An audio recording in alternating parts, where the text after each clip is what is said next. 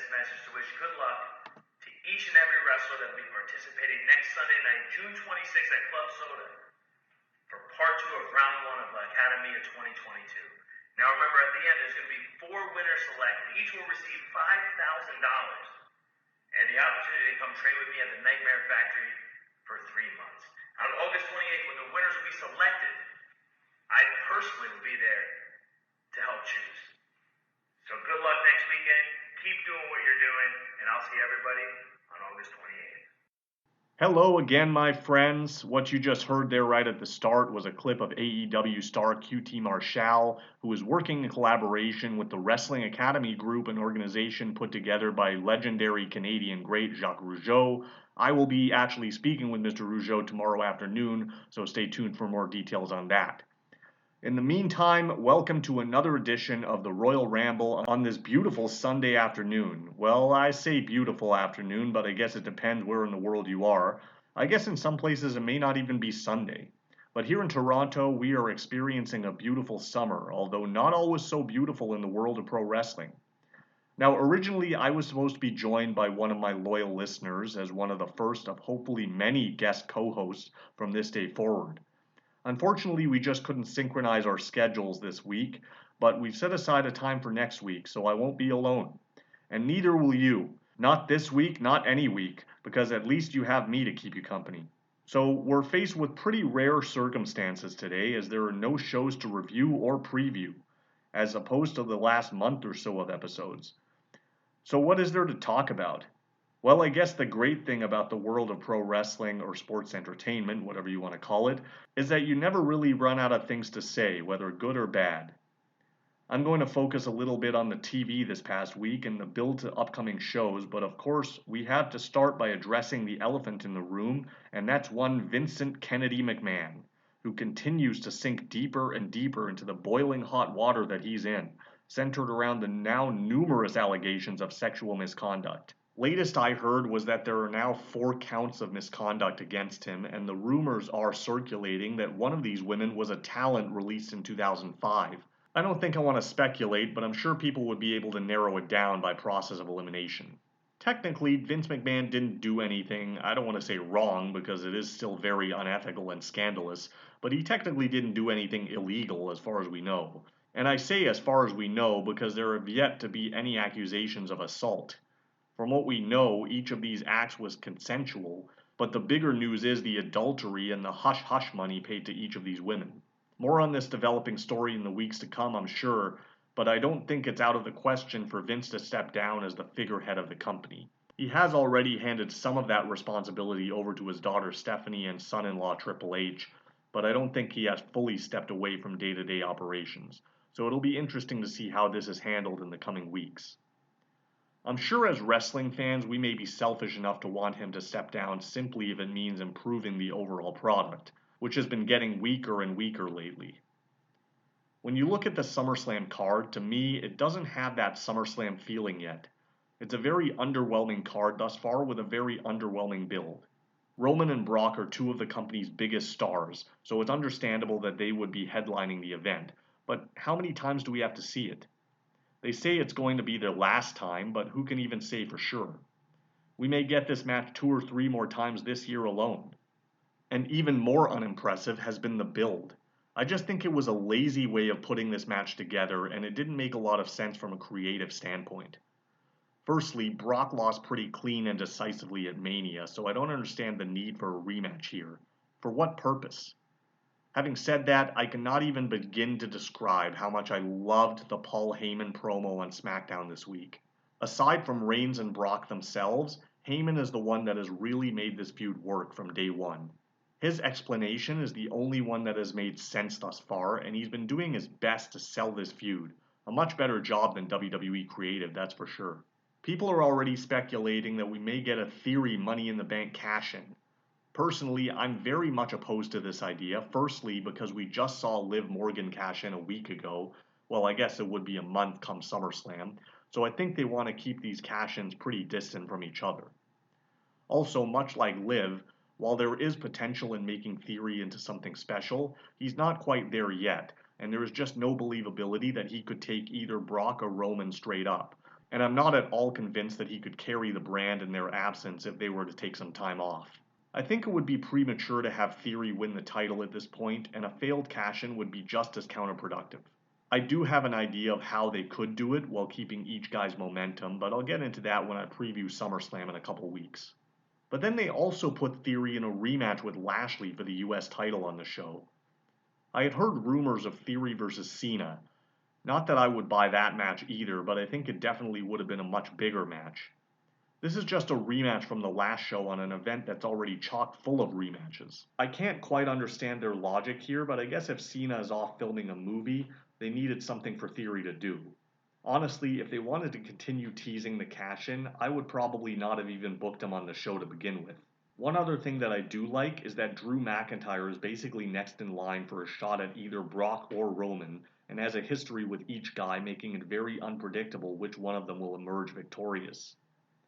And then McIntyre gets his shot at the Clash at the Castle event in August, basically on his home turf, making the title match that much more compelling, much like CM Punk in Chicago or the Hart Foundation in Calgary. That should be interesting for sure, but I'm not so sure how Sheamus fits into this whole thing. That said, if the plan is to do Sheamus versus Drew at SummerSlam, I don't think I'd have a problem with it, as those two have had some real bangers in recent years and seem to have such natural chemistry in the ring.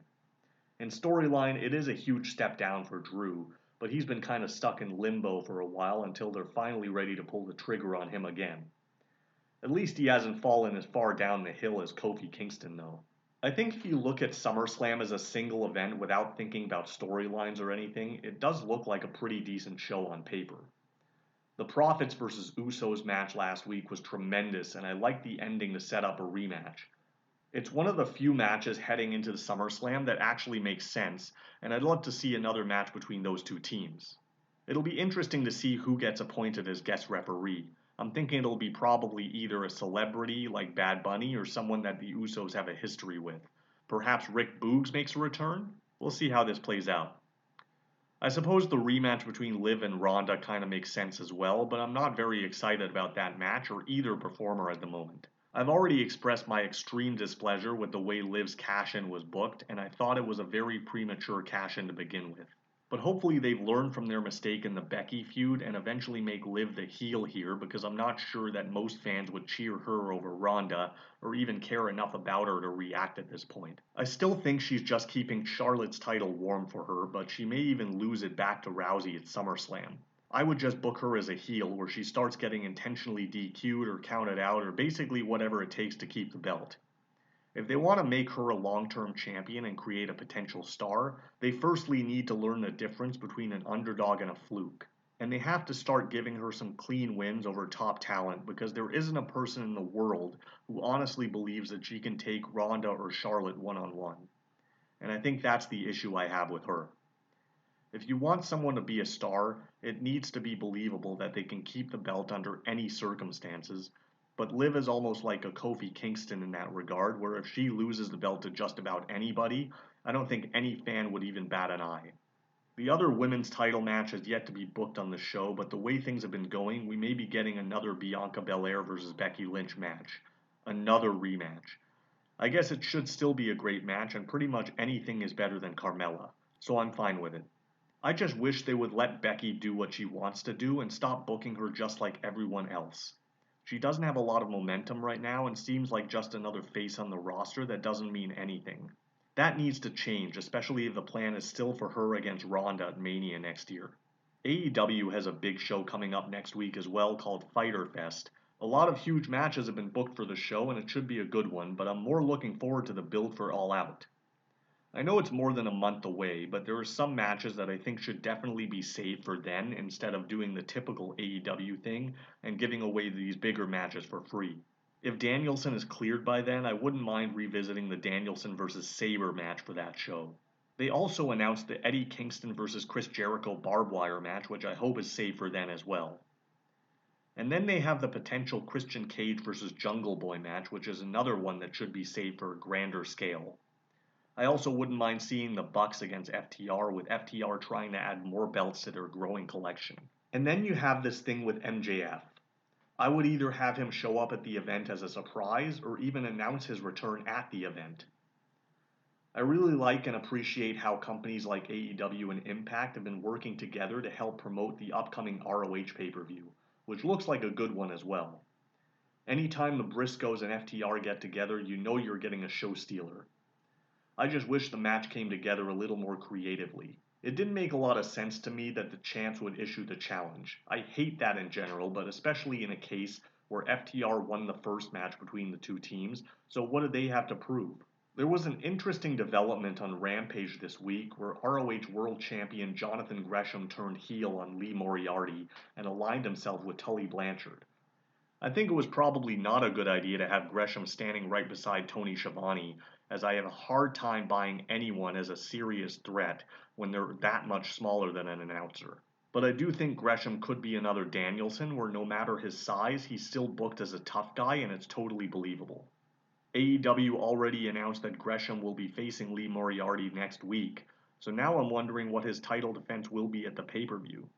But I suppose there are any number of possibilities. Personally, I'd love to see Claudio Castagnoli in that spot. The match between Wheeler Yuta and Daniel Garcia for the pure title should be straight fire, and I think these are definitely two young athletes to keep an eye on. I think Yuta in particular has been having a fantastic year, and if this momentum keeps up, he could be a huge star by this time next year. And then you've got Samoa Joe being challenged by Jay Lethal on the card for the ROH television title. It's great to see two ROH veterans on the card, and it should be a killer match as well. Lethal has been awesome on the microphone lately. I guess it's no surprise, he was always good, but only recently got a chance to shine in AEW. Another match that's kind of been teased and I'd love to see is for the ROH women's title with Serena Deeb challenging Mercedes Martinez. Serena would be a fine addition to the ROH roster. So there are plenty of good shows coming up, and this looks like a fantastic month for wrestling fans. Regardless of what you're into, there's always something out there for everybody. We now live in a world of options, and it's great. I ended this discussion by chatting ROH because I'll pick up right where I left off next week with a full preview of Death Before Dishonor, and I'll also be hopefully joined by my first co-host. Stay tuned. Until then, I'll leave you this week as always with an ABC.